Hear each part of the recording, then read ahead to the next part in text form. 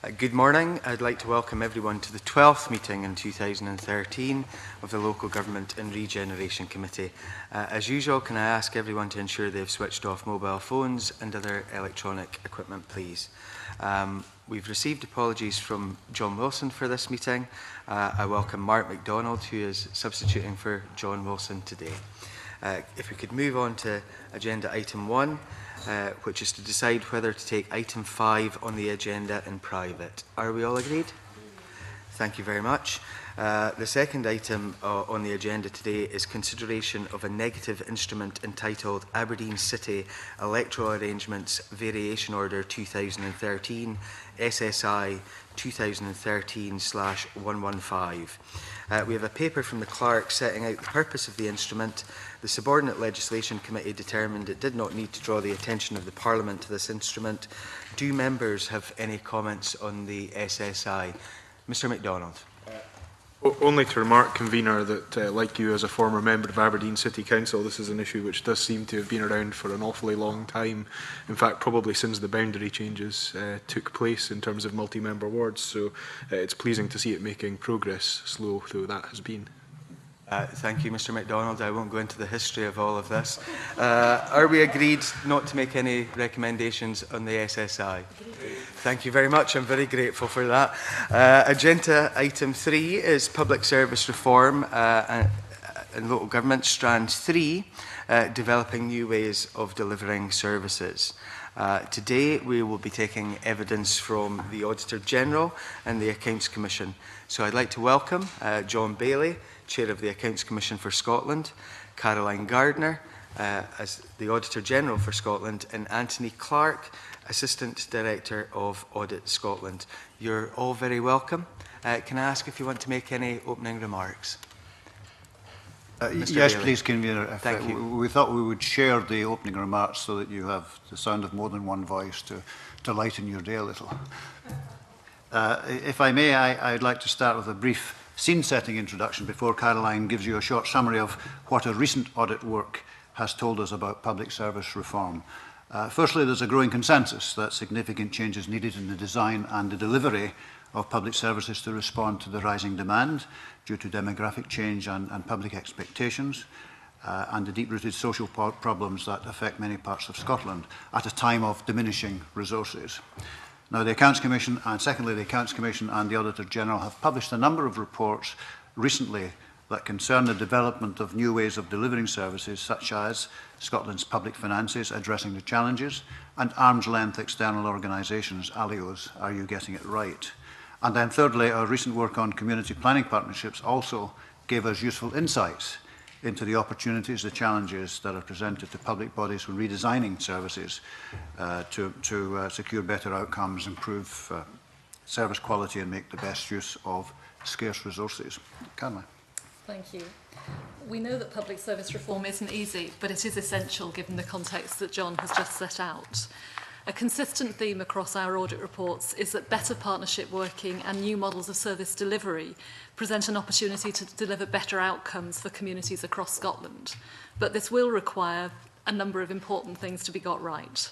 First of all, changes in leadership, practices and behaviours right across the public sector, clearer and more robust governance and accountability arrangements, better information on the cost, quality and effectiveness of local services, a clearer focus on breaking down the barriers to change, and a stronger focus on impact and outcomes for local people than has hitherto been the case within community planning partnerships and across public services more generally.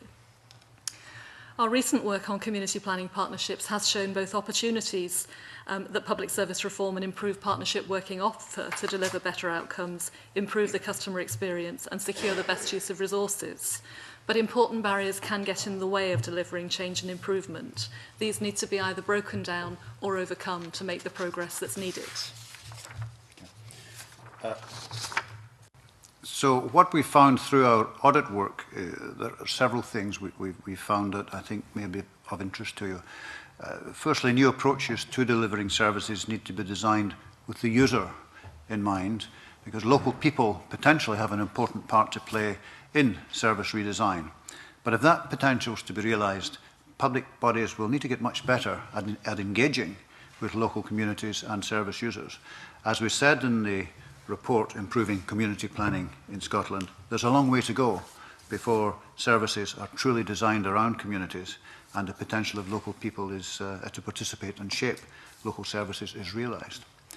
We believe the public sector should also consider extending collaboration and joint working to deliver more efficient and effective services where there's a strong evidence-based case to do so.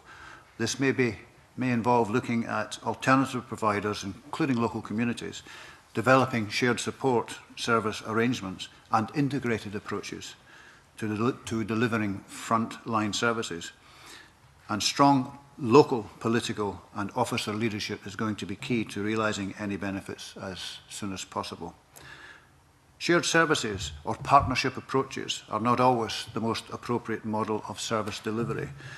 A decision to pursue an alternative method of service delivery can change long-standing arrangements and can have far-reaching consequences for service users, for services, for systems and for staff. And these are often very difficult decisions, and elected members and other public sector decision makers need to balance the short-term political objectives with longer-term needs and the sustainability of services and finances and the effects on people. Decisions should be taken on the basis of good quality information, and councils and other public bodies must be in a position to explain and, where necessary, justify actions, including where elected members and other public sector decision makers decide to reject a recommended course of action. Because where decisions are deferred or proposals are rejected without adequate explanation and communication, the services and the reputation of the organisation can be damaged or at least put at risk.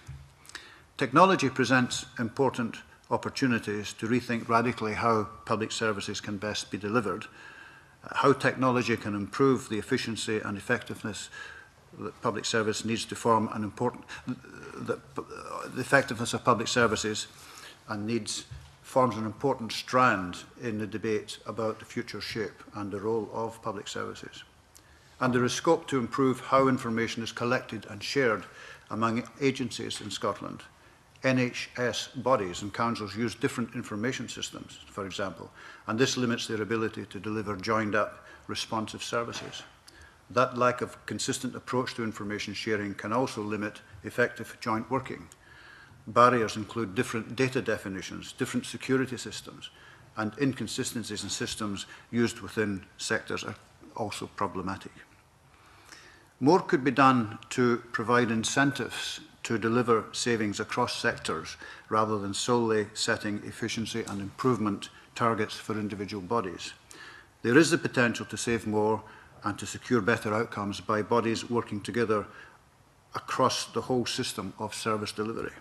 In particular, if the strategic shift towards prevention is to be achieved, then a systems-based approach is needed, and in some areas, such as improving health outcomes and addressing worklessness, there needs to be a recognition that the long-term gains will only be achieved through sustained efforts by a range of public, private and third sector partners. Convener, I'll finish just by summarising the changes that we think are needed to bring about this change.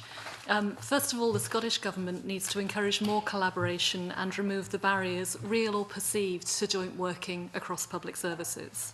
We were clear in our recent national report on community planning that the Government has an important role to play in creating a policy context that supports effective joint working.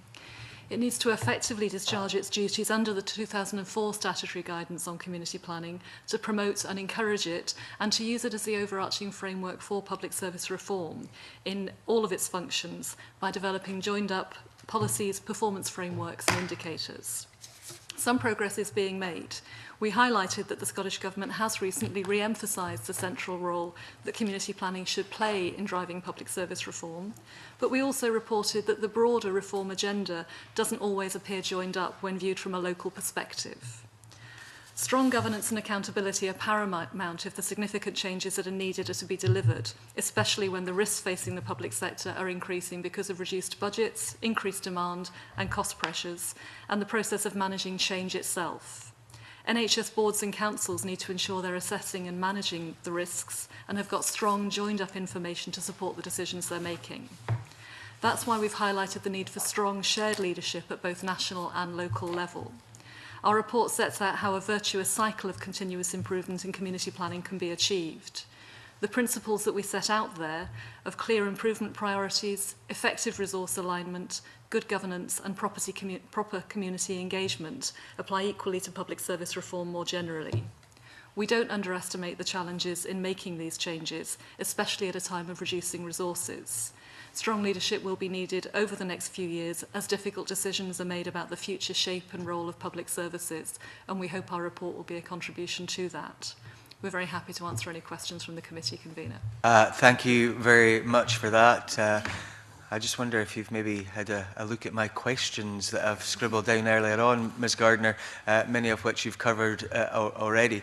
Can I say that thus far in terms of our inquiry, some of the things which we have been finding are not that different from what you have been finding and is written in your report. Ms Gardner, you mentioned barriers. That, I think, is one of the reasons why there has been some slow progress in our lines of questioning. We've been trying to gather up whether or not some of these barriers are actually real or perceived. In your opinion, are a number of the barriers that folks say to you are there, are they actually real or are they just perceived? I think across the piece there are some real barriers and some perceptions that get in the way of people's ability to make the progress they would like to. I'll pick out two of the barriers that we highlight in our report as being real ones that need to be tackled, and John, I'm sure, will want to come in on that as well.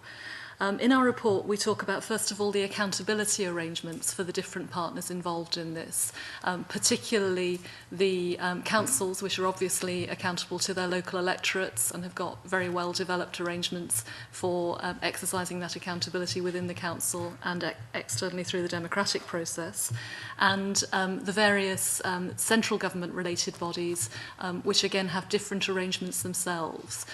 Within the NHS, there's a very strong performance management regime which relates to accountability reviews with the Cabinet Secretary for each health board. For national bodies like Scottish Enterprise, there's a slightly different arrangement, and getting that joined up at a local level can be, I think, be a real barrier which can get in the way of people being able to agree clear priorities for community planning as this overarching framework, and can make it harder to really align people's resources and efforts towards shared priorities locally. That's one of the ones that we highlight in our report.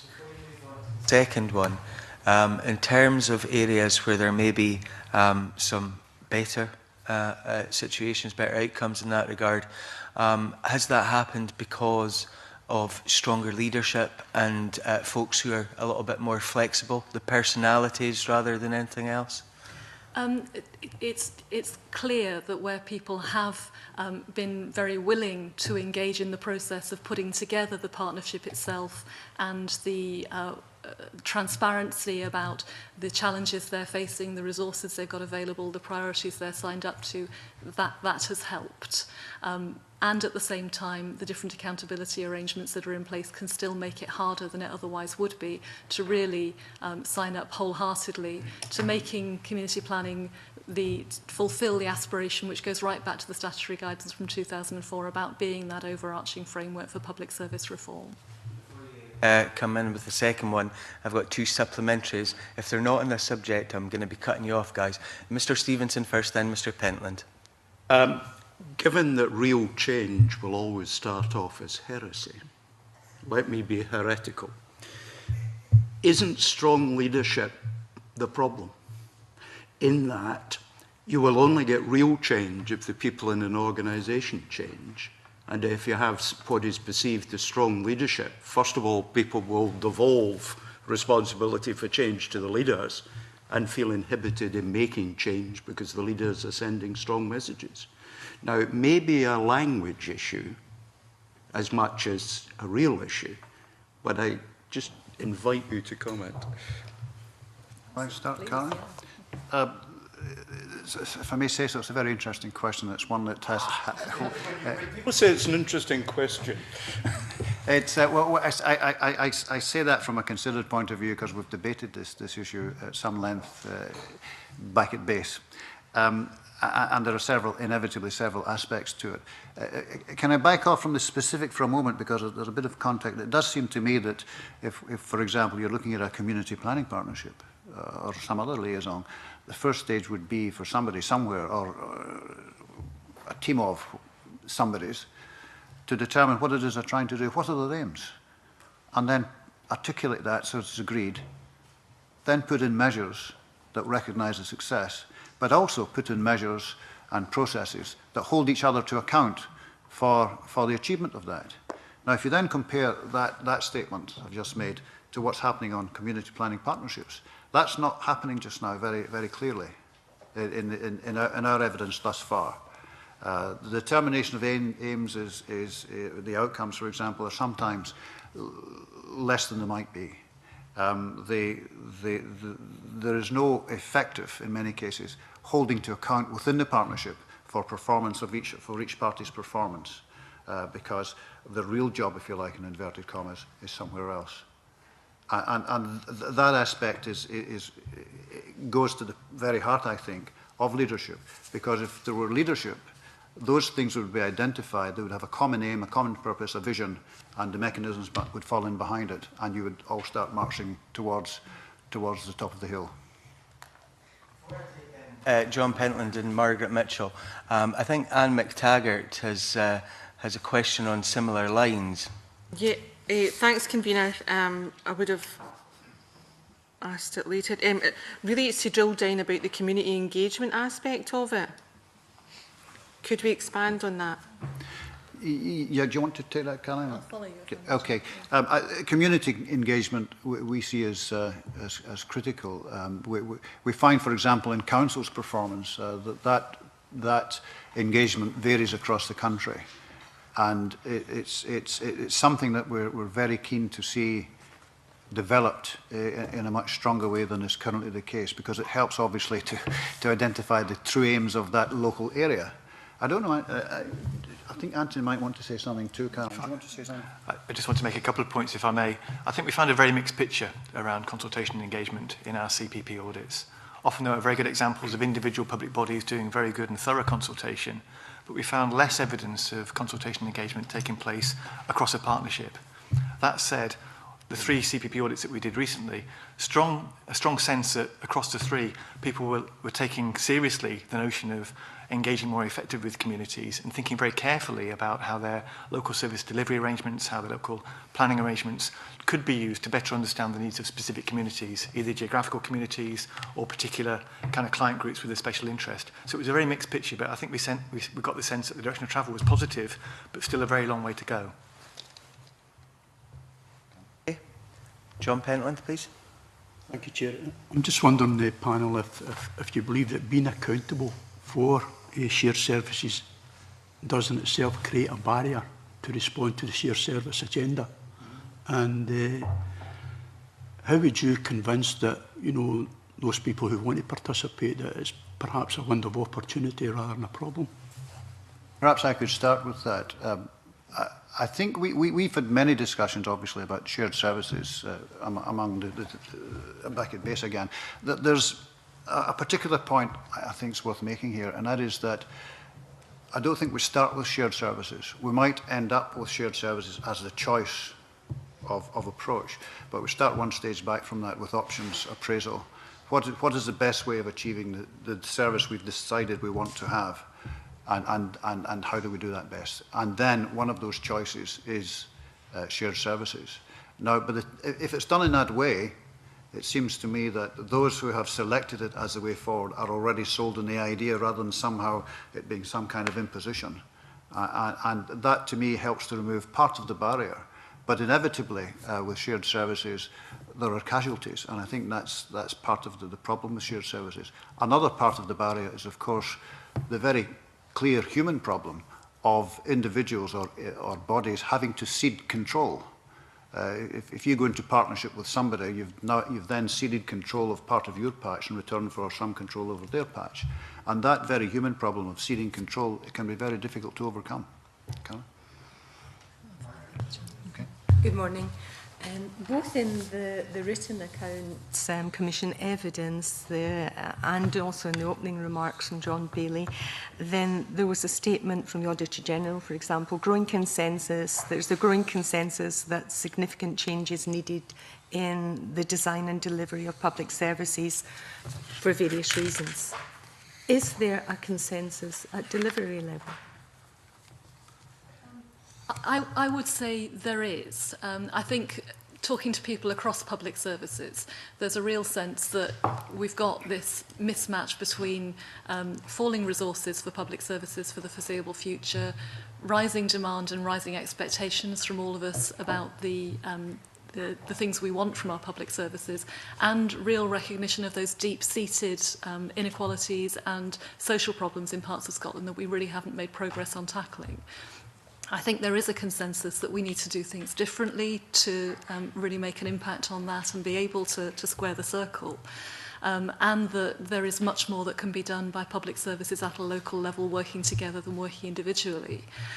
I think one of the paradoxes we found in doing the work that led to this report was that there are lots of examples of partnership working at a local level that are really effective, and we give some examples of those at the beginning of our report. What's not clear, though, is that they're driven by the priorities for the area that are agreed by the Community Planning Partnership, and that the experience of those partnership pilots is being learnt from and rolled out more widely, even across that area, let alone across the rest of Scotland. So I think there is a recognition that change is needed and that partnership is the sort of heart of that change. What we've been interested in are what are the barriers to really making the most of that and taking it forward more widely so that the benefits can be achieved in practice. Further than who is the we that you're referring to? We've seen it in a whole range of areas across other pieces of work that we've carried out around reducing reoffending, where there's a real consensus, I think, from people in criminal justice social work, in the prison service, in housing authorities, about the need for change. We see the same around care for older people, around early years provision. And the examples that we've highlighted in the report pick up lots of different groups of professionals and people providing services who do see the real impact they can have by working more closely together. What we're not seeing is the join up between those individual examples and the 32 community planning partnerships that are intended to be at the heart of public service reform, in terms of both learning from that experience but also playing it back into the partnership and identifying how they can make the most of that on a larger scale. Does that answer your question? To an extent, because I was very conscious of leadership being talked about, political office leadership, CPPs being talked about, and we're talking at a very high level here, but how many actually are probing a little bit further, that the people who actually deliver the service, the staff, at the very lowest level, right up, because if they're not on board, then I think you're doomed to failure right away. Anthony, do you want to pick that up from your experience of the 3 early audits that we've done? I think one of the striking things from the 3 early audits was that all of the 3 CPPs have been relatively successful in trying to create a climate where they send a signal to staff that working together and breaking down boundaries is something they should be doing. That's not to say there aren't still barriers and boundaries in the way, but they've all, I think, been relatively successful over the years in creating that climate where joint working at local level is an important part of what they do. Caroline's mentioned a number of the examples of good practice that we found, and they do span a whole range of areas, from economic development to social care to housing to crime and disorder. And a lot of that is about people who are police officers, social workers, nurses, district nurses and so on and so forth, demonstrating good leadership at that local level. So I think there is a very interesting thing that was going on there about people at the top table setting a climate and trying to direct, although maybe not aligning the local working as well as they might. But that being translated into people who actually provide frontline services, starting in many places to see that as part of their job. In the report, though, in the national report, we do make the point that there is a very significant workforce agenda around partnership working. So whilst there is a lot of this going on, we felt there's quite a lot more that can be done strategically for CPPs and people across public bodies to think about how they can train and develop their staff and give them the skill and confidence to make change happen at local level. So it feels like that's important business and it still needs to be taken forward. Okay, thank you. Can I expand on that, and then I'll bring in Mr. Pentland, and I'm well aware that we didn't actually finish in terms of the barriers. You've said, Mr Clark, quite clearly that at a strategic level, folk have a commitment, and you've talked about frontline staff. Is there often a difficulty in the middle, if you like, with budget holders in the middle who may not be quite so willing to undo the purse strings to create the opportunities for joint working? Have you found that's the case? That wasn't something that we detected through our audit work, but that doesn't mean that that may not be the problem in some cases. There were occasionally difficulties in terms of resource transfer from one body to another. So, for example, if there's a hospital that's underused or not used at the moment, there can be sometimes financial constraints from transferring that from the council to the local authority to use it, because it obviously has a detrimental effect on the health services balance sheet. So there are issues around that that still need to be considered, because there can be barriers to more effective use of resources across organisations. But the way you posed the question, Mr Stewart, it wasn't something that came through particularly strongly in our local audit work. Okay, interesting, thank you. Mr Pentland. Just Mr Clark spoke about the training of staff. Do you believe that at this time and moment so much senior staff, because of the cutbacks to local authority, are now sort of moving on, that whole lot of experience that we sort of depend on to take forward the public service review is no longer there? So do you believe that obviously training will be important, but do you now believe that perhaps it's going to take that bit longer to get to the goal that we all hope to achieve? It's a very difficult question to answer. I think in our local government overview report, we talk about the risk of the loss of that organisational knowledge when people move out of organisations that have been there for a long time. Clearly there is a danger and a risk there. That's something that I think public bodies will need to manage quite carefully as they move forward. Ms Gardner, if we can maybe go back to the barriers, and you gave one example. I think you were about to give another one, and maybe you could give us some examples of some of the perceived barriers which are not actually there, and how we can actually turn folk around and say that they're not there, and to become a lot less risk averse than they currently are. Well, if you're happy, I'll pick up one which we think is a real barrier, and then ask John to pick up the theme from there. The other one that I'd highlight is around budgets, your earlier question, Mr Stewart. There is, I think, a real anxiety that making a reality of community planning means pooling budgets. And that clearly is an option, and there may be some circumstances where that's a very worthwhile thing to do. But I don't think it's necessary to pool budgets to be able to make progress on aligning resources behind the shared priorities that the partnership agrees to commit to. We don't need to think necessarily about pooling budgets to make more flexible use of staff, to bring them together in ways that give much more flexibility for the way services are provided, and particularly to think about how problems can be prevented rather than reacted to. The same is true for other resources like buildings, vehicles, all the things that are used in delivering public services. But even a step back from that, I think there would be a huge benefit in terms of community planning partnerships' ability to agree how they were going to tackle their priorities, simply by more transparency, in people being more willing to share full information about their budgets, about what they spend on different types of services, how they're changing over time, where there may be flexibility to move to different ways of spending the money. It seems to me that just getting that clarity about what money is currently spent would be a huge benefit. I think we were surprised that in all three of the early audits there wasn't a clear picture of the total amount of public service spending that went on each year, from the council, from the health board, from local FE colleges, from police, from welfare. All of the money that's spent, we estimated about 60 billion a year across Scotland. Lots of resources in each community planning area. And just getting that picture of what's there and how it's currently being spent is a basis for a good conversation about how that might be changed to be used more effectively without needing to throw it all into the pot. So I think that's a barrier which is a real one, but which doesn't need to be overcome fully to be able to make real progress in improving outcomes for communities. And in terms of some of that sharing of budgets, etc., how advanced are asset registers in some of these community planning partnerships? Because there was often an unwillingness previously to share what resource folks actually had.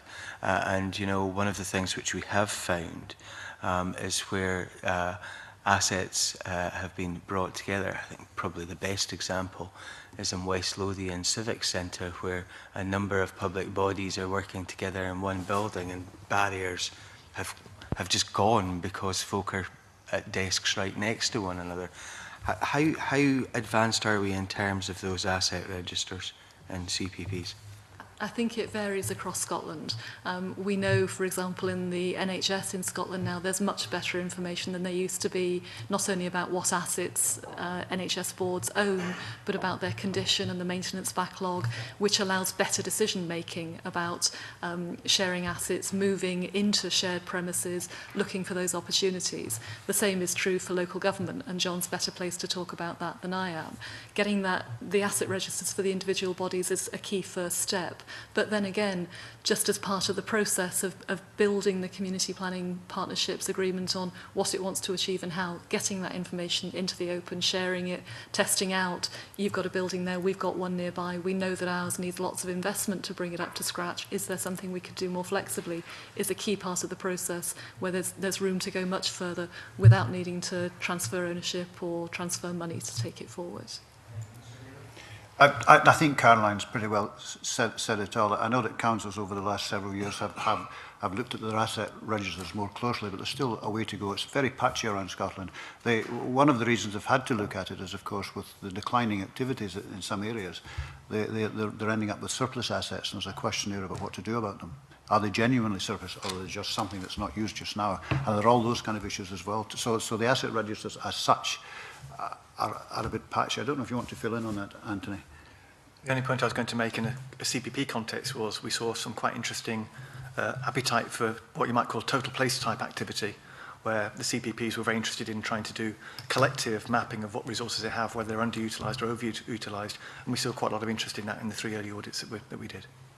In terms of that asset register situation, some local authorities in particular have quite a lot of assets held in common good funds. Have they been added into the mix as well, or are they still being seen as being local authority only? Perhaps I can start, and I'm sure Anthony may want to fill in some detail. I got myself into trouble at about 3 years ago, appearing before the Public Audit Committee, when I said rather carelessly that common good funds were relatively immaterial, and there was somebody sitting in the public gallery who wrote to me and said, "They may be immaterial to you, Sonny, but to us they're very important." And so I wrote her a nice letter of apology. But the particular point is, of course, that the way common good funds are managed, as you'll know, I'm sure, is that if there's any sale of a property pending, the council will then attempt to determine whether it's part of the common good fund and the title and everything else that goes with that. But in terms of listing common good assets, they don't do it as such because it's such a Herculean task. So they do it on the basis of transactions, pending transactions. And as a consequence, very often the full list of common good assets is not necessarily available. Anthony, do you want to add? I can't speak for the whole of Scotland, obviously, but based on our experience in the 3 early audits in Aberdeen, North Ayrshire and Scottish Borders, I don't think the issue had arisen at that point. I think they were still at the more early stage of trying to work out the collective resources that they had available within the public sector rather than focusing on common goods. I think that might be an important issue that we're actually missing in terms of the entire asset base. I don't want to dwell on that too much. That was for my own nosiness. Mr. Stevenson, please. Thank you very much, Convener. Just lay out my stall slightly at this stage. In your opening remarks, Auditor General, you used the words better governance. We've heard better governance and stronger leadership throughout both what the committee's been saying and what the panel's been saying. Given that these are terms that will clearly be heard by grassroots staff as stronger leadership, stronger governance, more supervision, more scrutiny, is that not absolutely driving out any inclination to take risk from the system? And given that in such reading of the quite substantial paperwork you've given, I haven't seen the word empowerment appear or any functionally equivalent word to it, and there is no indication that there are allowable levels of failure in what is undertaken, and therefore implicitly that failure is absolutely to be avoided, is it not surprising that people are not prepared to take risks, and therefore that real change is not happening, because real change requires taking risks? You kick off. I'll kick off on that question. Several councils have put that point to us over the years about the very point you make, risk and curtailment. And the answer to that we've always given is, in council terms, best value is not about taking risk or not taking risk. It's about determining what it is you want to do and then putting in measures the right processes to measure that you're achieving it. And so you might well decide in a particular case that the best value in all the circumstances is to pursue a particular line that might have more risk associated with it. It's not a no-risk choice. Now, I understand your point that may be what should happen. Is it happening? I think there are occasions when councils do in fact take a look at it and decide that something is worth the something is worth the extra mile, to go the extra mile to see. Do forgive me.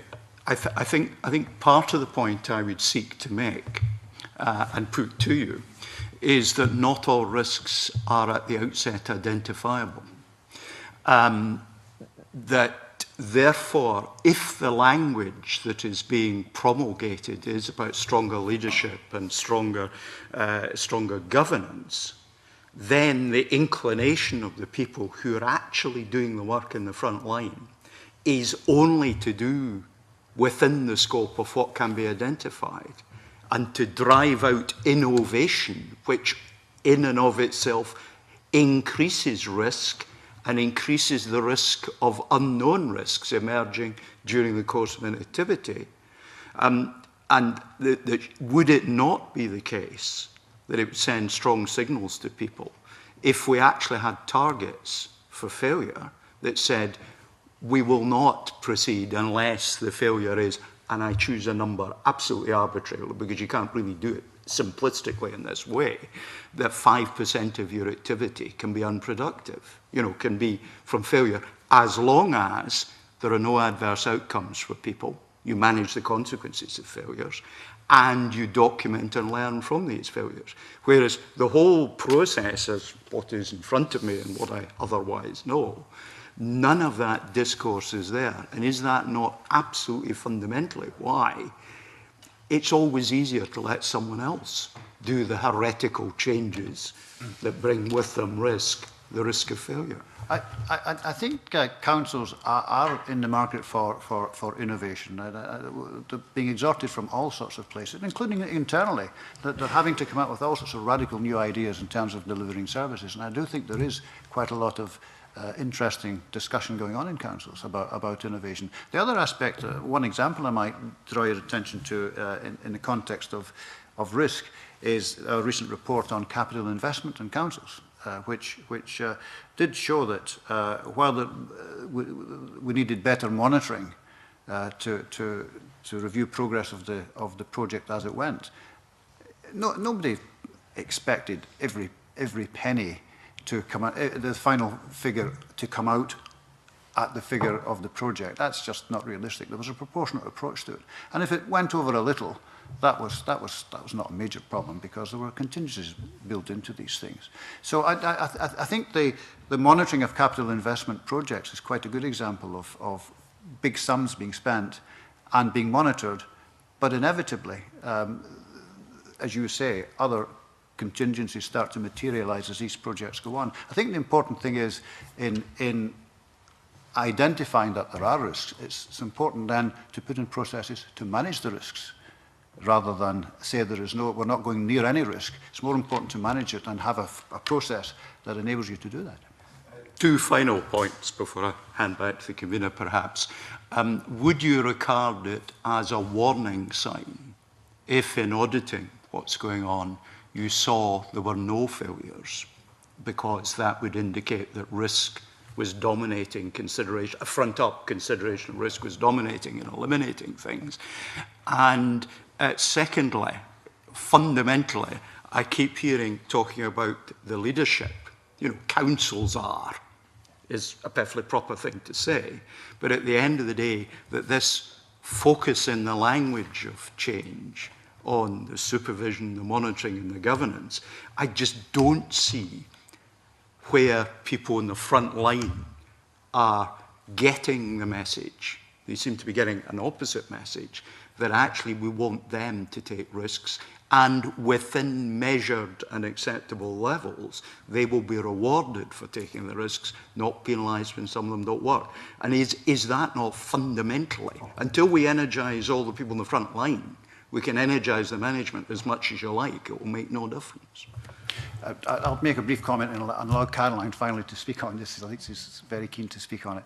I would say this, the example the basis of is the same in banks, isn't it, where the poor bank manager who never has a bad debt, he or she's not a very good bank manager. Well, can I say, if there was no bad debt in a branch, the manager would be moved instantly. Indeed. And I spent 30 years in business, albeit I'm not a banker. Yes, indeed, indeed. So that would be my point. But it does seem to me that you can encourage the people at the front line to take risk, as I say, as long as it's managed. Your own example is one such illustration of it.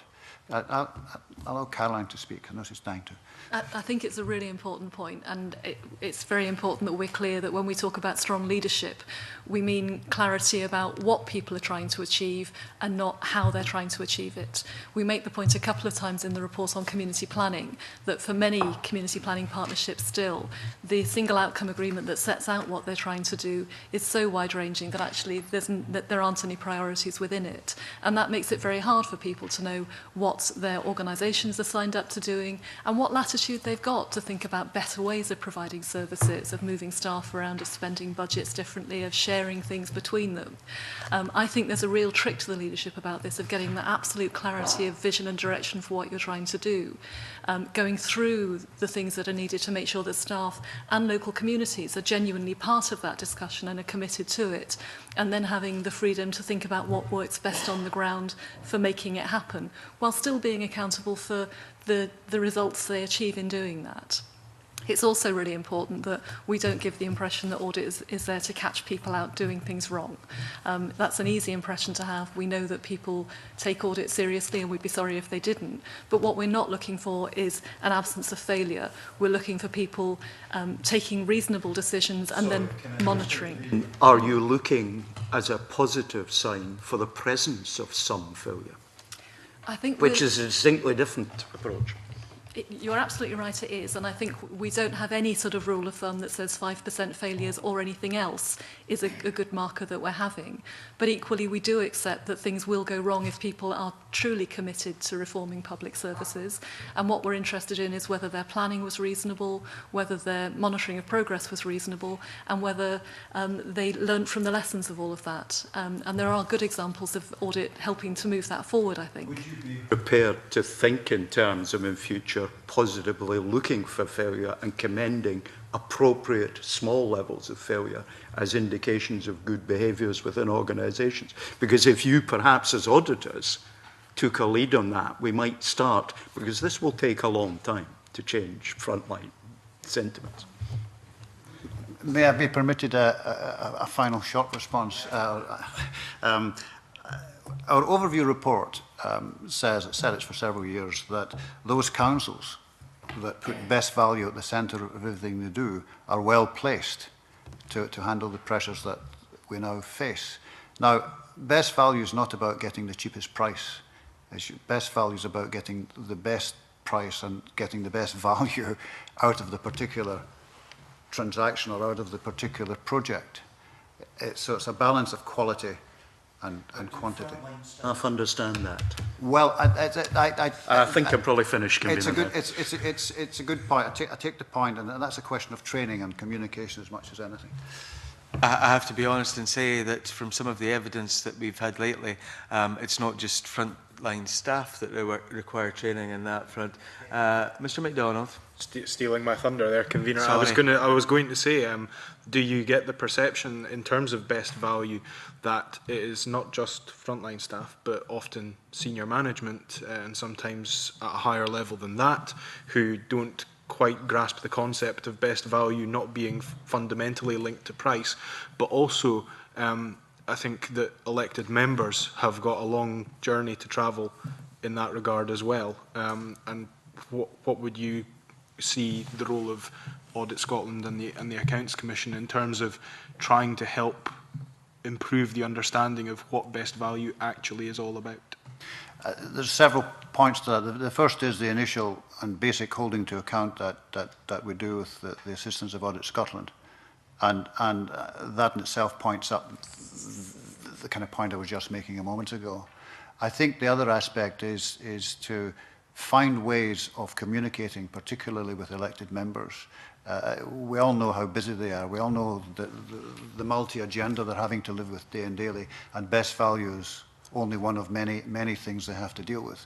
It's finding the attention, grabbing the attention and putting the emphasis on this to the extent that we can. One of the things we do, for example, is we have a series called How Councils Work, which effectively taps into Audit Scotland's enormous bank of knowledge and expertise and experience in this. There's no extra work in it. It's a matter of summarising what's already there. That series, we've now published 4 or 5 such topics. That series is going down extremely well, particularly with councillors. So it's a long road, I think, is probably the best way I can put it shortly. Absolutely, and I think it possibly even stretches beyond council. I mean, I certainly remember a board of which I was a member being advised both by the convener of said board and by the clerk to said board, who was a senior council officer, that if we did not put through the decision which would have led to the highest price for the land that was being sold, we would be in breach of best value simply because we would not have accepted the highest offer, which is not my understanding of what best value is. And I tried to relay that at the time but was unsuccessful. But the other point I wanted to make, and I think it flows on from what Mr. Stevenson was saying, because I don't think it's just about the concept of risk and failure. I think it's also when, in terms of the language that is being used, it's about the flow of ideas generally. And to me, if the language is purely focusing on issues like leadership, like elected members, it gives the impression that that is the place where you expect ideas to be generated. And what I've found in my experience as a local councillor was that often some of the most creative ideas, some of the most out-of-the-box thinking is generated at the front line, at the coalface, if you will. And to tie that into the blockage point, that often there is the strategic idea at the top, there is the idea at the front line, but in between those 2 points, there are blockages where those ideas are just not being either implemented or given the time of day. And is that something you've identified as a real issue, and how do we reflect that and see it being addressed? I'll start, and I'm sure Caroline will want to add to this.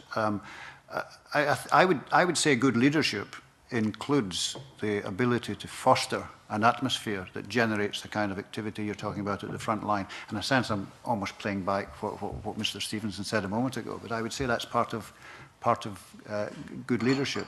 If there are barriers in the middle, then again, that is something that may come through in a proper scrutiny, internal scrutiny, not by external bodies, a proper monitoring or by the more senior officers. Why is this not happening? What's happening? You know, what's causing the blockage here?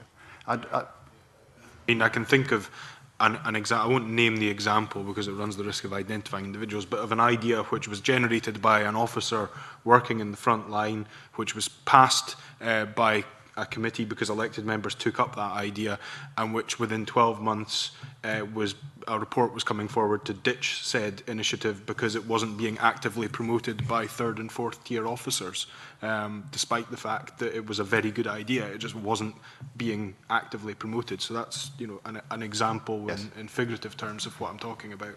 I'm sure that can happen, and I'd make the parallel with community empowerment. I think exactly the same is true in that very often it's local communities who've got the best idea about how to solve a problem, have often got resources they can bring to bear, who need some support, but also more flexibility from the community planning partners, the council, the health board, the police and so on to do it. We found in doing the 3 early audits, and we say in the report, that there's evidence of lots and lots of consultation going on, but there isn't often clear evidence either that services are being designed around local people, or particularly that local people are having that ability to really shape the services that would make the biggest difference for their communities. And I think that ability to set the really clear direction at the level of the Community Planning Partnership Board, but to make sure that staff and local people really have the chance to shape that and to help deliver it, is the bit that we're not yet seeing consistently enough for it to be having the impact that it could be. I wonder if I could just have one final question, Convener, which is on the point of the information sharing, which came up earlier around, but not just about budgets, but obviously budgets are sort of the main area. Do you perceive that this is a cultural problem that exists across Scotland, or are we talking about localised problems where particular, for example, health boards or particular local authorities will be reluctant to share some of their budget information? I mean, I know that most of this information is publicly available in some form or another, but sometimes it requires a little bit more digging than might otherwise be the case. But also beyond that, is there enough sharing done within organisations, between departments within organisations as well? And is that an issue?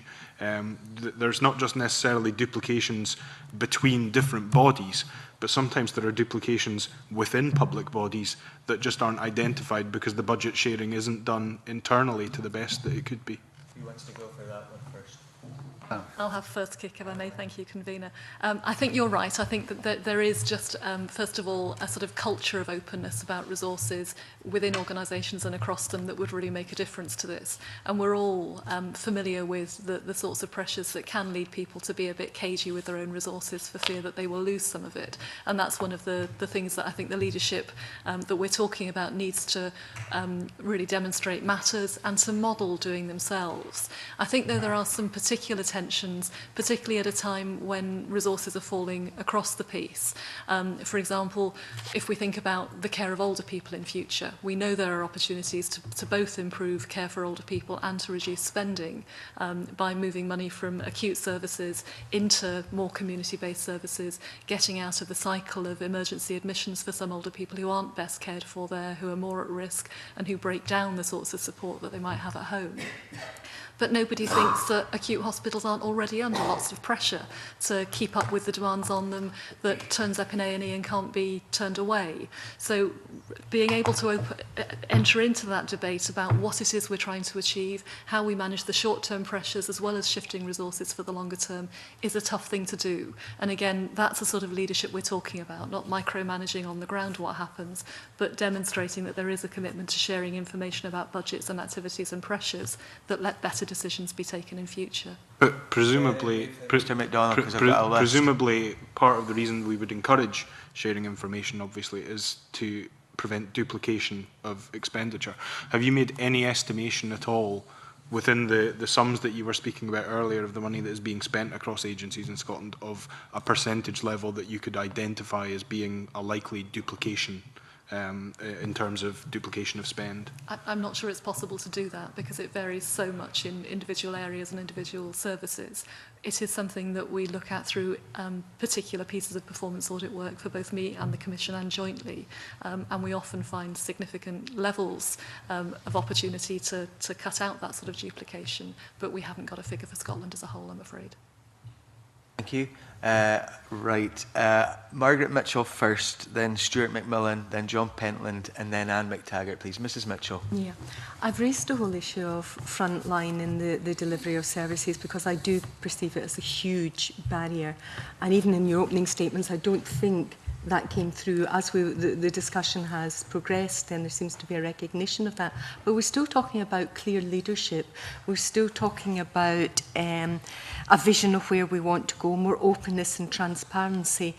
But I think, as Mr. Bailey said in his opening remarks, that often translates down to efficiency savings targets, best value. Where are the incentives that you said should be introduced across the public sector? Do you have examples of what you're talking about when you refer to incentives? I think the incentives within a community planning partnership is a very interesting area. Why, other than through exhortation and being told to do something, would partners get together? What's in it for them to get in there and get the extra? I keep going on about the X factor. People were using that term long before the television programme. But what is the additional benefit of working together as opposed to just going off and doing your own thing in your particular area? And I think that's sometimes where community planning partnerships need to look. What is it we want to do that we can't do back at our own patch? And identify that and align the resources to achieve that. So in terms of specific examples, I think there have been some change funds that have been... Sorry, I've lost... Can you repeat your question again? How you incentivise the frontline staff? Yes. Sorry, I'm not answering your question at all, Anthony. One of the things that was quite interesting for us during the audit work was the context of doing these audits around the time of the Statement of Ambition and the new guidance around single outcome agreements. And it's pretty clear to us that the 3 CPPs that we audited were very committed to making the next single outcome agreement what they call a plan for place, a document that is very clear about what the particular issues are that need to be addressed in North Ayrshire, Aberdeen and Scottish borders. We were challenged as auditors in terms of how we were approaching the audit because there was a concern that we were thinking that this is all about the people at the top table, which is, I think, your concern, Mrs. Mitchell. But we were quite clear that making change happen is about people at the top table, as Caroline said, being clear on what the local issues are, getting their staff and their other resources aligned around those goals, and creating a context where people are rewarded for making that change happen. One of the difficulties and challenges, I think, is the community planning partnerships getting their planning and performance management better so they actually know what's happening at the ground. Because our suspicion is there are many more successes out there than we hear about, because the CPPs don't always know when they're being successful. And to take Mr. Stevenson's point about risk, they probably are managing risks, but they don't always know it, and they're not managing it very well. The biggest issue, it felt to us, was about the level of ambition. A question we frequently asked the CPPs was, what legacy do you want to have in 5, 10, 15 years' time? And to be honest, it was a bit of a killer question, really. The CPPs were often struggling to be clear about what difference they really wanted to make in the short, medium and long term, which takes us back to the point that we've repeated several times today about clarity of purpose. And that isn't just about purpose at the top table, it's about making a difference within communities for people who are receiving services. So to try and answer your question, Mrs. Mitchell, we do feel that there's a real interesting challenge there for the people at the top table to provide the right climate and context for people to make change and innovate, but also, if you like, understand what's going on in a way that is controlling in the proper sense. It's not stopping people, but it's making sure that they know what's going on. And when things are going well, they can learn from it. And when things aren't going so well, they can also learn from that as well and make sure that they do things differently in the future. Can I put it another way? Do you think frontline staff are even aware of CPPs or what they are? I'm reluctant to answer that question because obviously I don't know the views of all frontline staff across Scotland. I think it would be very... Feeling will do because we're getting it loud and clear. It wasn't too hard. I think our sense was it's very patchy. In some sectors like crime and disorder and community safety, there is quite a widespread understanding of what community planning is doing. And I think community safety and crime and disorder was an example of general good practice where police, the councils, housing and others are working very well together to make change happen at the local level. I think if you move into some of the more mainstream services, I think community planning is seen as being a bit distant from what they're doing. And we use the language in the national report of community planning being seen as not part of the day job. So there is obviously, by dint of us making that judgment, an issue of making community planning something that's more real for people across the public sector more generally. And I think there are 3 specific incentives that really do matter for people at the front line, which was the starting point for your question. The first is recognition, as Anthony has said, and I think that matters to all of us in our work. The second is the chance to do things better. People on the front line are the ones who recognise when resources are being wasted because older people are being admitted to hospital for want of something better, or a young man's being reconvicted again for an offence after a long period. They want to do things better. The thing that I think really would make a huge difference, though, is the ability for successful reform at the local level, better frontline services, to attract more resources to them. we've got this real paradox in public services that money doesn't follow success in the same way that it does in the corporate world. I'm absolutely not saying the market mechanism is the way to do that, but we don't have another mechanism that says there's a great project here which is keeping older people out of hospital, giving them better care, costing less. How do we move money from other health services and other social care budgets to do more of that and less of the things that aren't doing it? And I think there's a really key thing for us collectively to unlock that makes a reality of this and really starts to align the resources with what partnerships say they want to do. That's very helpful. I think we're beginning to get to the nitty-gritty in that. So I suppose my general kind of question, if you allow this, convener, is CPPs and community planning has been around for 10 years. What's different in this review that is really going to turn it round and make them work? Because we don't think they're working at present. I think we start the report off by recognising that that community planning has been given a real shot in the arm by the action that's been taken by the Scottish Government, by COSLA and by public sector leaders more generally to really put it at the heart of public service reform. We've had the Christie report and the government's response to it. We've had the review of community planning and the statement of ambition. We've now got a national group that brings together cabinet secretaries, ministers, leaders from across the public sector. There's a huge opportunity to do it. Our concern now is that those barriers are tackled effectively and that virtuous cycle we talk about in the report is really pushed forward by each of the 32 community planning partnerships with the national support they need to make that work. I mean, that still sounds very top-heavy. I was much more encouraged when you were talking further down and you know, how it would play out in the incentives, the things you said. In a sense, I think you do need that leadership at a national level to give people the confidence to be genuinely shifting resources to follow success, getting that sharing of information about what's working and what's not, about really signing up to a small number of key priorities that matter for this place rather than generic priorities that could apply to anywhere. I think if you get those things right, the context is much more favourable for the frontline services, and you need to keep building on the energy and ambition that people locally have got to do better for the people they work for. To follow on from Mrs Mitchell there, before I bring in Mr McMillan, I think one of the key things for all of us is how do we put communities at the heart of community planning? One of the things which I think I can speak for all members here, it's that we've been impressed with various groups which have had some seed corn money to start projects, which have made immense differences in their communities very, very quickly. And even at very short stage in, you can see outcomes from that. And the long-term outcomes, of course, have yet to be measured. But you can see very, very quickly tangible change in communities with small amounts of money using their ideas. How do we ensure that CPPs allow communities to be at the heart of community planning in their own neighbourhoods? I'd make 2 points. First is to determine what the communities see as the need. A no kidding, if you like, assessment using communities to tell you what are the needs of the community. And then, having done that, identify what the partnership can do over and above the partners who make up the partnership. What can that bring to the party? What can it do? And put in place the usual mechanisms to develop and monitor that. And it might be a small change fund, it might be resources devoted at front line to do some specific thing, or it might be a much more generic thing that needs to be done.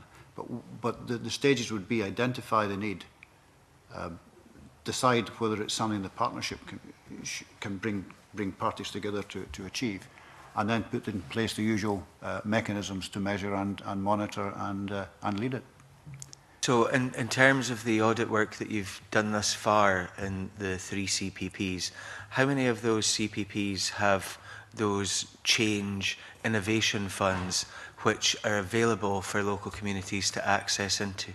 Our report comments on a number of successful projects, not just in those three audits. I'll leave Anthony to develop that, though, because our report goes into that a little. You ask a very interesting question, Mr Stewart. I'm not sure we actually did detailed work to look at whether or not all of the 3 CPPs had available specific change funds to support communities to participate in seed corn projects of the way that you describe. I do remember, though, that North Ayrshire was in the process of making a budget allocation as part of its budget setting process this year to allow them to do that. It may well have been the case in Aberdeen, it may have been the case in Scottish Borders. In truth, I can't remember. I'm not sure I actually did the detailed work on that. I'm sorry. But the report comments on a number of other areas around Scotland that play to your point about specific one-off projects. They're not embedded as part of the process of community planning partnerships. They're one-off projects, but of the type you were talking about, the seed corn type. I think in terms of our future work in regeneration, there will probably be a number of projects that may well be highlighted in those reports. One of the things which I think that many members have been impressed by is the fact that sometimes folk have fought tooth and nail to get a small amount of public sector money, and then have brought in money from a huge amount of other sources, including the private sector. And I think that kind of innovation has got to be allowed to happen, because in terms of outcomes, which is the key thing in all of this, I think they are making much more difference in some of the big things that are going on. Mr. McMillan. A couple of points. Just on the, I actually wasn't planning to ask a question on this, but because of what I've actually heard, I thought it's something that's came up. It's the issue of the incentivisation. Also, when I was reading through the paperwork beforehand, it was suggested, also, I mean, there's less money around, there's going to be less, it's anticipated to be less money around going forward. And also, it was suggesting the paperwork to actually have some type of incentives. Now, I'm going to take it back a couple of stages from where Margaret Mitchell left it. Surely the best incentive for any councillor is to make sure that the services that are delivered in their area are actually delivered more effectively and more efficiently without the need for an incentive. Yes, that's one of the main aims, and I think there's a distinction perhaps between something that can be delivered by the council and something that is broader than that and needs collaboration among several partners. But the incentive for the councillor, for the elected member, is perhaps there already. But I guess my concern is that councillors are very busy people. They've got multi-agendas, and it's a question of where a particular project features in that list of priorities. As we say in a more general note, the problem is that in community planning partnerships, everything's a priority, so nothing is. And I suspect at a local level, at a personal level, it can be like that too. So it's a matter of really identifying, do we really need to do we really want to do this? And that means sacrificing time on something else. And it's that kind of commitment that I think we're seeking to see. I think there's also a challenge for all elected politicians, which you will know better than we do, which is that better public services aren't always more visible public services. And the classic example of that is around reshaping hospital services, where people are understandably very attached to their local hospitals. They're visible, people have been born there, they've had family members die there, they see them. And I think we can all do more to really paint the picture of why, for example, community-based services can be better than what we're all used to in hospital services. The same is true in relation to school closures and a whole range of those things, where you're moving away from traditional services that are very visible and very well loved locally to something that is almost certainly better in the longer term, but where people don't have a comparison to make. And I think that's a really tricky thing for politicians at both the local and the national level to play their part in, and the incentives may actually run the other way. No, absolutely. I'm not saying that actually there shouldn't be any incentives, but so I posed the question nonetheless because it's already been touched upon this morning regarding people at the front line and delivering actually the public services. And I mean, at times they're obviously being asked to, for the budgets to be reduced, for them to identify where savings can be made. But at the same time, they also see where wastage is still taking place. And at times, no action has actually been taken regarding this wastage, but they've been asked to actually cut money from some other part of the budgets. And for me, that's actually where one of the frustrations will actually be for the people on the front line, but also for the end user, i.e. the public.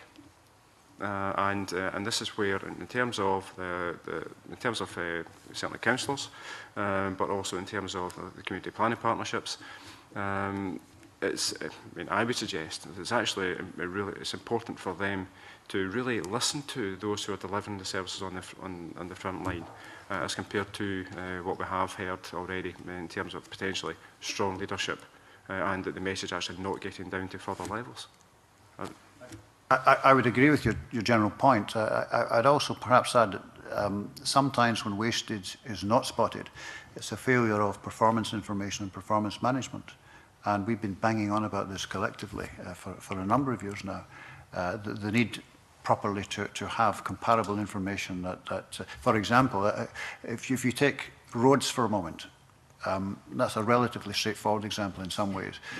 Is the cost per mile in one council for maintenance of roads different from another council? And if so, why? That can be a good reason, but what are those reasons?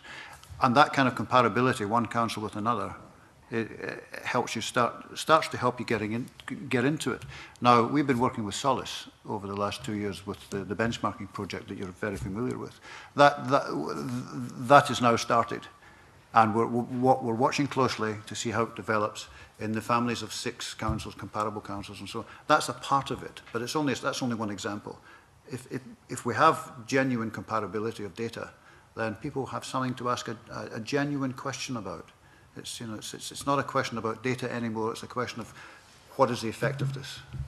And I'm quite hopeful that that will be part of the answer to the question. But I agree with your point generally. It's a question regarding another area. Some of this has been touched upon earlier as well, and it goes on. It concerns the issue of also the risk aversion, and so we have heard quite a lot this morning regarding strong leadership. Now, has there been an increase in the use of delegated powers in local authorities in recent years? I can't say I'm aware of that. In other words, I think if it's happened, I've missed it. I suspect it hasn't happened to any significant degree. I don't know if, Anthony, you can add anything to that. I'm not aware of any strong evidence coming through in our audit work that would indicate that that's the case. Because I would suggest that you could see positives and negatives naturally for it to happen. You mentioned also in terms of councils, that they're very busy people. So you can imagine that if there was an increase in delegated powers, that you would hope that the ebb and flow of information from between the different levels of certainly the local authorities may potentially actually pass through better. But at the same time, there could also be the potential that it can lead to an officer-led authority as compared to a working partnership approach between officers and local and councillors. When you put the question that way, we've certainly not seen any evidence of a significant shift towards local authorities becoming more officer-led in our recent best value audit work. Okay, thank you. I've just got one final question, but it's really just for a point of clarification, if possible, please. It was on the submission that you sent in. It was on page 2, and it was on bullet point 3. It was regarding it starts off a more fundamental priority-based approach to the delivery of public services as required. Is that paragraph? But I read this a few times, and I may be reading something else into this, so hence the reason for asking for some clarification. When I read this a few times, and it struck me that are you suggesting that that more finance should actually go into areas that potentially are included within the government's wider government's economic strategy, or who are included in enterprise zones or on NRIP or other such initiatives? Mr. Clark. One nodding one.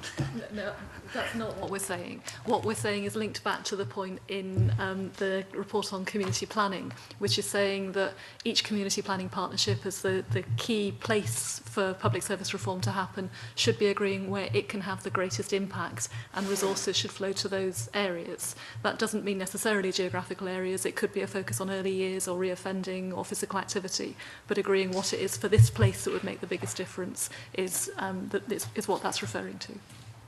Right, thank you for the clarification. How many areas are actually using the priority-based budgeting approach?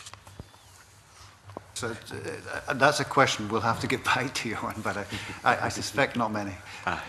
Thank you. Mr Pentland, please. Yeah, I think it's perhaps a wee bit disappointing that Mr Clark didn't have any examples of how the change fund had helped some of the the smaller communities. But I would hope, I don't know if you'd be able to maybe provide that. I think Mr Pentland, in fairness to the folks, there have only been the audits of 3 CPPs thus far. Mr Clark. So, I mean, if you've got further information, but you'll be able to... we have a number of examples in the report of the way in which public bodies are working together to reconfigure services and deliver better outcomes for older people and younger people and people with particular health difficulties and so on and so forth. I would need to double check, but I'm fairly sure that at least some of those will have been developed through the Change Fund. And in the report, we talk about the way in which the Change Fund and other, what used to be called funny money, bits of funding have been used to develop innovative ways of reconfiguring services. There is a more general point that we make, which is that's all very well and good, but the real challenge is making that strategic shift of resources as well, so that the good practice and the innovation can then be, if you like, spread more consistently and more widely across the public sector. Funny money. You may wish to clarify some of this in writing afterwards, if you want to. Mr. Pentland. The other side of that was obviously the problem that some of the the local communities are having accessing funding and grants, because there seems to be quite a tier bureaucracy. They've got to kind of fill in a form which is the same for £1,000 as it would be for £10 million, and and obviously there's a bit of accountability issue there. But my main question is to go back to something that Caroline had said earlier there about the creation of localised bodies for service delivery. And I'm just wondering how that could be achieved. Would that then mean that there could very well be a change on the structure of local government for that to happen? That wasn't at all in my mind as I made the remark earlier. I was thinking more about, for example, there already are in lots of communities church groups or other community groups that do really good work in providing social support to older people, things as simple as popping in and having a cup of tea and a chat with somebody. Some of that is already happening, and really good community planning and community empowerment would be linking up with those things that are already working, giving them the bit of support that might be needed to make a grant application for the funding that would help them to expand it, thinking about how that service could be joined up with the statutory service to do more, sharing information about older people who might be particularly vulnerable or going through a difficult time. And I wasn't thinking particularly about setting up new bodies. I was thinking about building on the community activity, the community services that communities themselves are often already planning. And again, thinking about how that model could be replicated in other places where there's a need for it, sharing the learning and the expertise that's out there. Anne McTaggart, please. Really, I think it's one for Caroline. It's about how do we improve, excuse me, sorry, community empowerment and community engagement, and it's just really just following on from what you've mentioned there. How do we improve that? You say in the report, and Anthony's touched on it, that there's loads of activity going on by all public bodies and to an extent by community planning partnerships in consulting communities. I think that's not yet going far enough in terms of really understanding what matters to them about their own needs and priorities, and then particularly involving them in designing and perhaps providing public services where that's the right solution locally. I've got a personal view that we could do that much better, again, by being more transparent about how much we spend in a particular area, about what public services are available from the council, the police, the health board, the local FE college, giving people a sense of all the resources that are there and involving them in the discussions about the choices that can be made. There are choices, there's no question about it, but my experience, and I think research much more widely suggests that people get that. They know that you can't have everything. They know you're making trade-offs between hospital beds and care for older people in the community, the sorts of things that public bodies themselves are grappling with. And I think making that debate more evidence-based as well, really treating people as partners in thinking about what the choices are, would help to move that forward. What do you feel the barriers are to doing exactly what you've said just now? It's a great question, and I'm not sure we really came across the answer to that in doing the audit work or the wider work that we do, except that at the moment people managing public services tend to focus on managing the public services first and consulting local people second. My sense is that the community empowerment power that's due to come in is an opportunity to shift that balance a wee bit, to first of all symbolically say that no, this really matters, it's very important to be engaged with communities in a way that does empower them, not just tell them things. And then again, sort of building on success where it's working really well to identify that and to look at how you can spread it within one community planning partnership area and much more widely across Scotland. Margaret Mitchell, please. In your written submission, I notice the Auditor General says that technological advances present important opportunities to radically rethink how public services can best be delivered. Could you expand a little bit more on this point and perhaps give some examples? I'll kick off and John may want to come in. I think we've already got a number of examples where it is starting to have an impact. Probably the best known is telehealth, where particularly for remote and rural communities in Scotland, the ability to join up the GP who knows the person, knows their community, knows their family, and the specialist in the Central Belt or somewhere else in Scotland through using technology is hugely powerful. We're seeing investment going into it from the government. We're seeing some great examples of where it's having a big impact. There's more of that can be done as well. Convener, I think you mentioned West Lothian earlier. West Lothian is making a big investment in the use of technology in older people's homes, so that if somebody has a fall, that's picked up remotely. But if there isn't movement in their home at a time when it would be expected, that alerts somebody to go and check they're okay if their habits change. And I think all of those examples are just indicators of what new technology could be used to do if we take that opportunity that Mr. Stevenson was so focused on about innovating, taking a risk, doing things a bit differently in a way that's very clear about what the desired outcome is for it. Every time I switch on my computer, I find out something new and fantastic that my iPhone can do. I think there's huge potential for that sort of small-scale technology to be able to make big differences if community planning partnerships are really clear about what outcomes they want for their communities and are able to be more flexible about how they organise themselves and use the resources and the influence they've got to do that. That's very helpful. Can I also ask, in your written submission again, you note the need to consider alternative service delivery models, and you mentioned community partners in that context. Is there a reticence to involve some partners, you know, the third sector, the voluntary sector, the private sector, in looking at these alternatives? I don't think there's a reluctance to involve them, but again, I think it's a question of just sort of shifting the kaleidoscope slightly, so that instead of thinking first and foremost about public sector provision, there's a wider sense of what the options might be.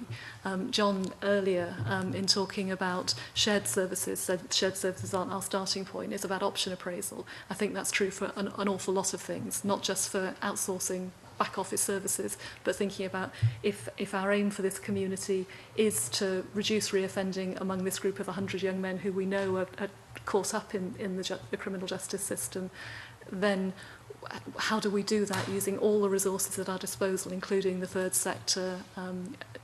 That's the way to start.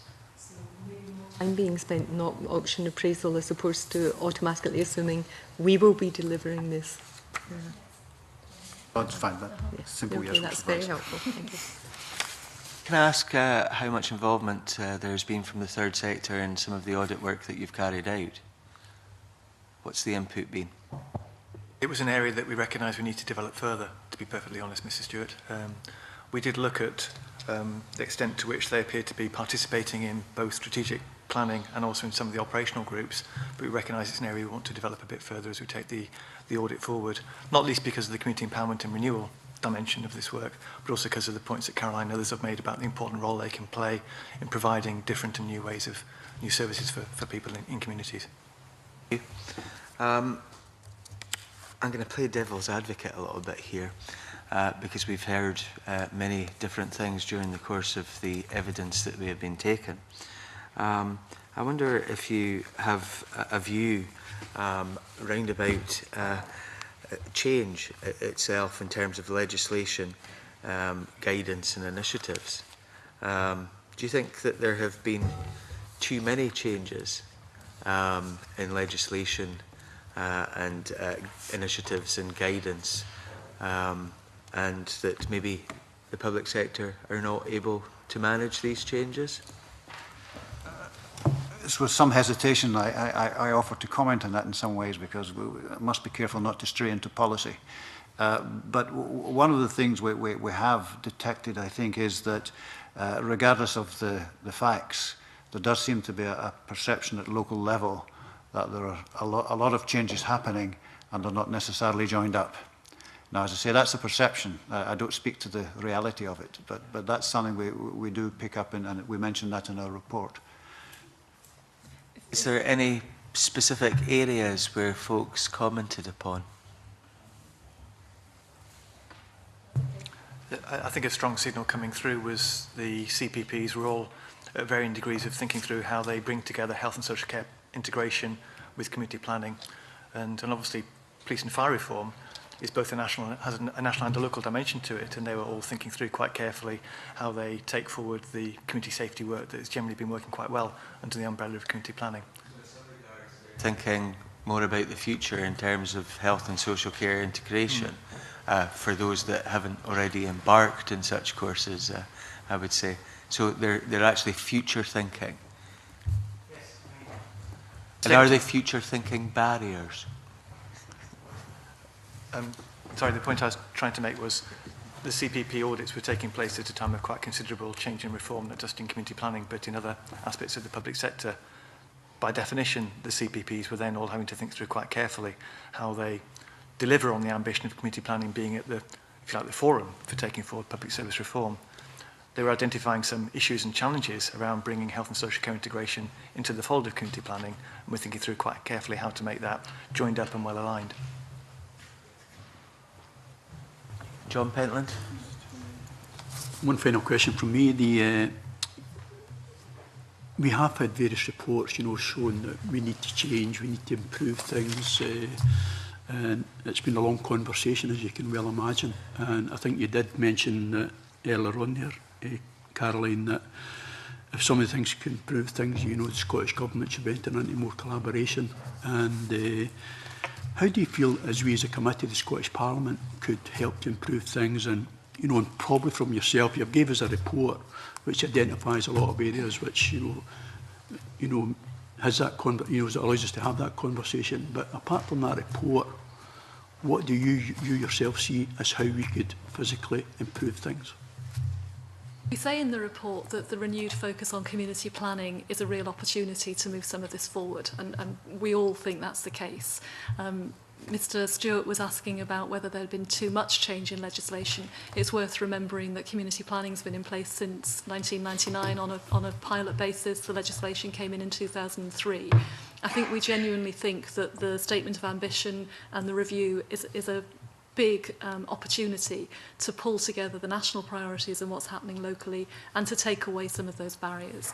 In terms of what this committee can do, I think there is something really important about getting that message across about empowering both communities and frontline staff, and in a sense almost sort of scotching the idea that strong leadership means not listening to those voices and not making them part of the process. I think when we're talking about leadership, we absolutely mean leadership which is open and confident enough to be listening to those voices, sharing information with them, using them not just to help form the plans for what public services look like in future, but really to shape them and to be at the centre of them.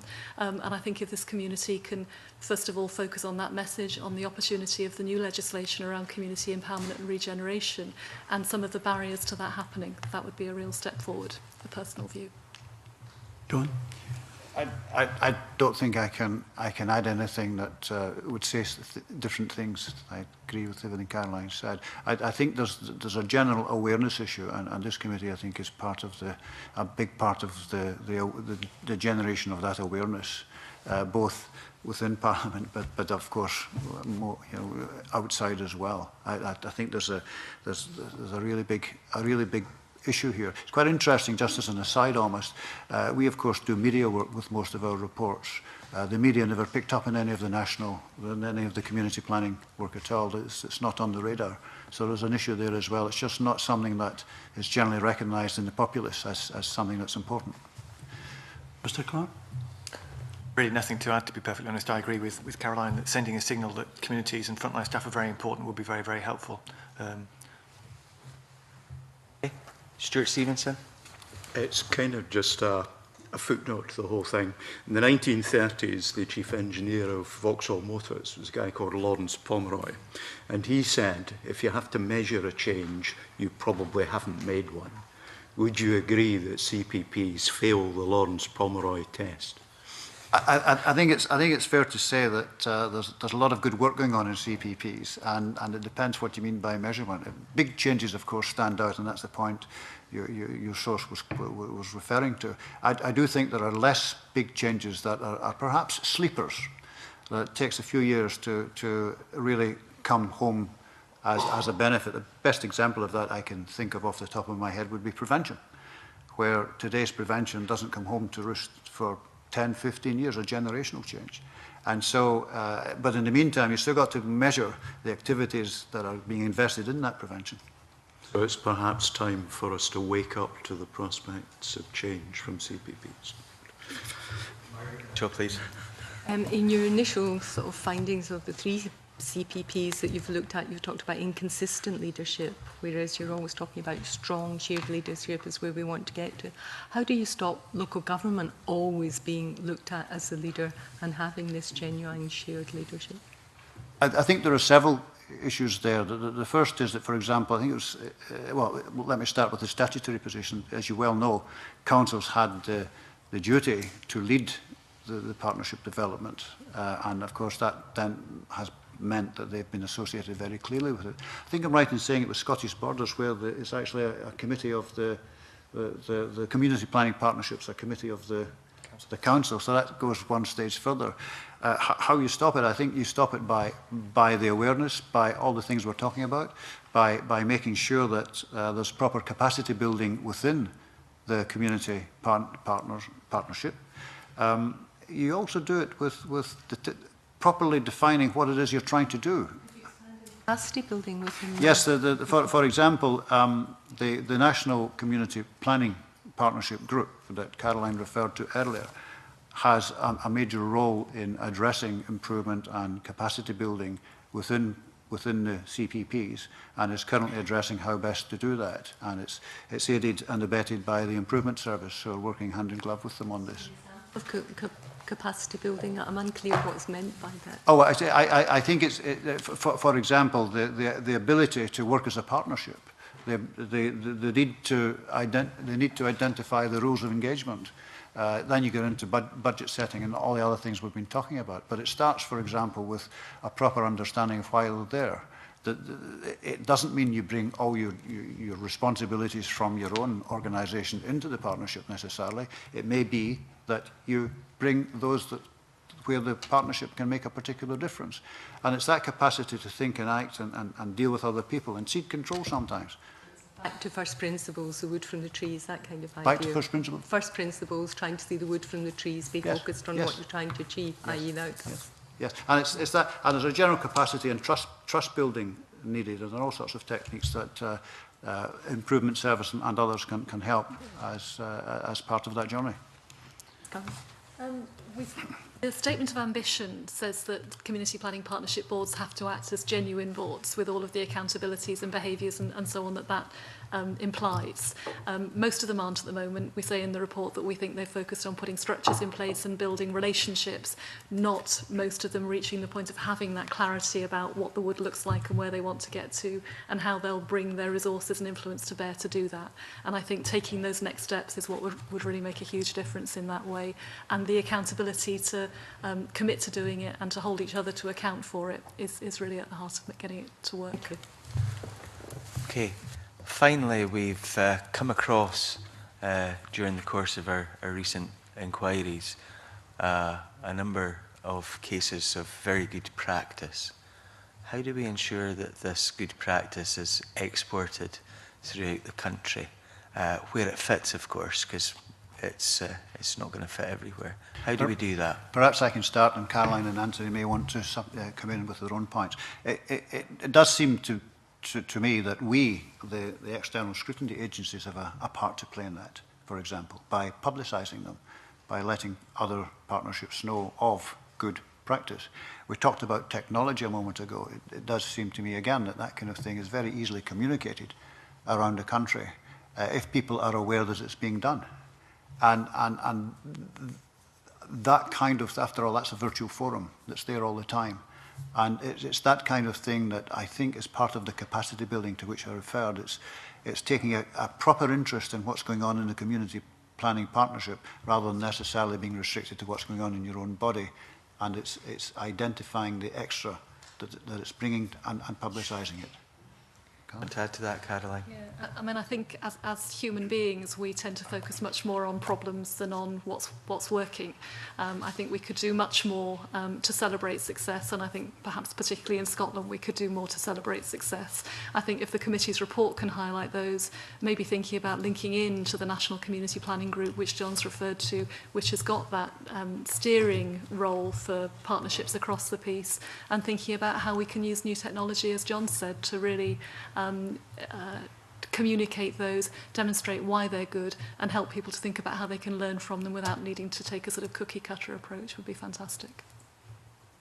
Want to add anything, Mr. Clark? I think, as Caroline said, the National Community Planning Group has an important role to play here.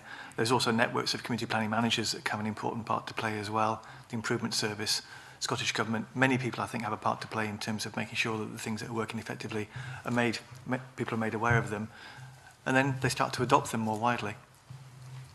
Talking to the National Community Planning Group next week, so we'll probably probe a little bit further there.